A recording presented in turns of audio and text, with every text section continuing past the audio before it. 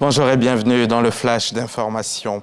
En Côte d'Ivoire, le coût de l'électricité connaîtra un ajustement à la hausse à partir du 1er janvier, du 1er juillet prochain. Mamadou Sangafoua Koulibaly l'a annoncé hier aux journalistes. Selon le ministre ivoirien des Mines, du Pétrole et de l'Énergie, cette modification tarifaire concernera 412 000 abonnés, soit 11% des 3 752 000 abonnés que compte la Côte d'Ivoire. Les propriétaires d'abonnements de 15 ampères et plus, ainsi que les professionnels, connaîtront une augmentation de 10%, tandis que ceux utilisant la moyenne tension et la haute tension verront leur facture augmenter de 15%.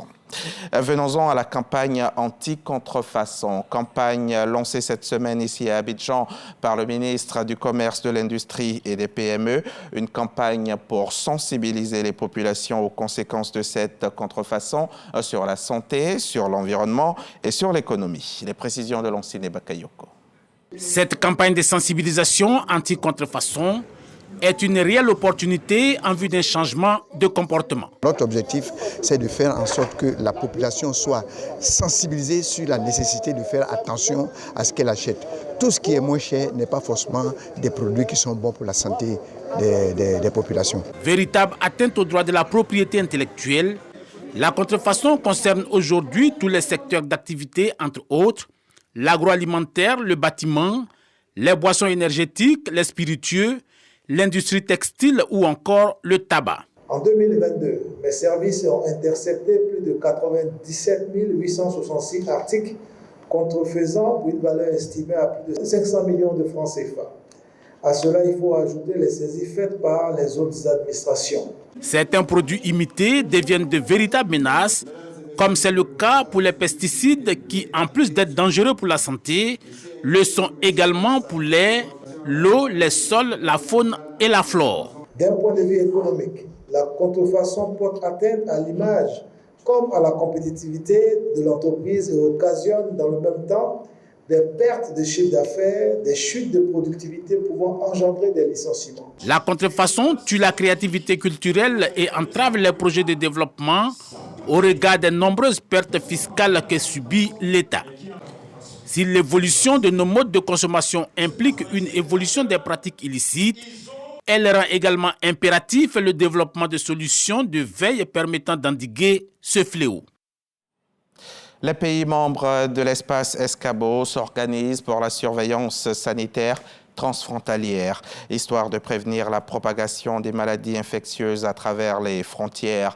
L'espace Escabo, c'est, je le rappelle, c'est Sikasso, Korogo et Bobo-Dioulasso. Et cette semaine, les parties prenantes à cet espace se sont réunies à Korogo, dans le septentrion ivoirien, pour imaginer une stratégie commune pour lutter efficacement contre les pandémies aux frontières. Le reportage d'Ami Sissoko vous sera proposé dans le 13h.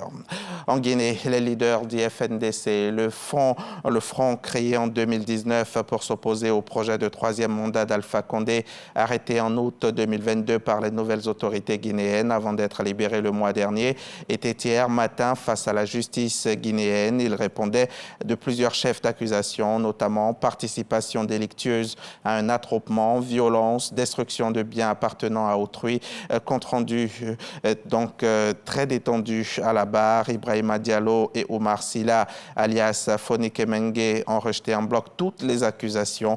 Les deux responsables du FNDC ont dénoncé un procès politique car, selon eux, manifester est un droit constitutionnel. Le procès se poursuivra ce vendredi matin.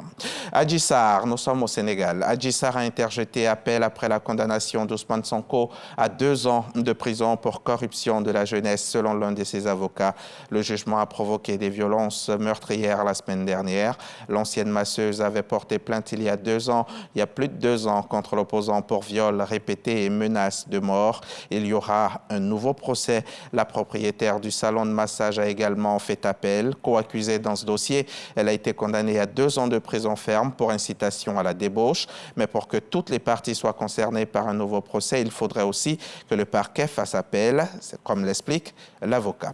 Le président français Emmanuel Macron est arrivé à Grenoble, où sont hospitalisés les enfants blessés lors de l'attaque au couteau à Annecy. 2 d'entre eux sont toujours en urgence absolue. L'auteur présumé de l'attaque, lui, doit subir ce vendredi matin un examen psychiatrique. L'enquête est en cours. Le mobile terroriste n'a pas été retenu. La seule chose que l'on sait, c'est que le suspect était en France depuis l'automne 2022, qu'il avait quitté la Suède où il bénéficiait du statut de réfugié, qu'au moment des faits, il n'était ni sous l'emprise de l'alcool, ni celle de stupéfiants. L'homme avait déjà été aperçu sur les lieux du drame, un parc situé près d'une école. Le président français avait dénoncé jeudi une attaque d'une lâcheté absolue. Fin de ce flash, on se retrouve à 13h.